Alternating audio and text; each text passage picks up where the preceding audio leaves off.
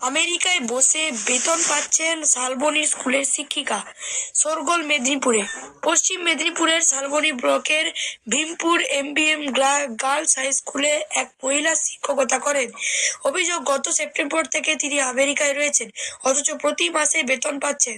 গুরুতর অভিযোগ তুলেছেন স্কুলের শিক্ষকদের একাংশ। বিষয়টি নিয়ে মুখে কুরুপ এঁটেছেন স্কুল কর্তৃপক্ষ। অভিযোগ পাওয়ার পরই তড়িঘড়ি তদন্তের নির্দেশ দিলেন পশ্চিম মেদিনীপুরের ডিআই। শিক্ষা দপ্তরের নিয়ম অনুযায়ী কোনো শিক্ষক ৪৫ দিনের বেশি ছুটি নিলে তা বিনা বেতনের ছুটি হিসেবে গণ্য করা হয়।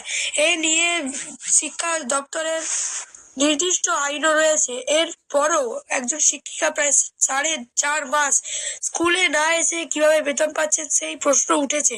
যদিও বিষয়টি নিয়ে প্রশ্ন করা হলে ভীমপুর এমএম গার্লস হাই স্কুলের ভারপ্রাপ্ত প্রধান শিক্ষিকা চৈতালি সিট বলেন, এ নিয়ে আমি সাংবাদিকদের কিছু বলবো না। ডিআই স্বপন সামন্ত বলেন, এরকম একটি অভিযোগ কানে এসেছে, বিষয়টি খতিয়ে দেখতে বলেছি। সেই সঙ্গে ওই শিক্ষিকার জানুয়ারি মাসের বেতন বন্ধেরও নির্দেশ দিয়েছেন ডিআই।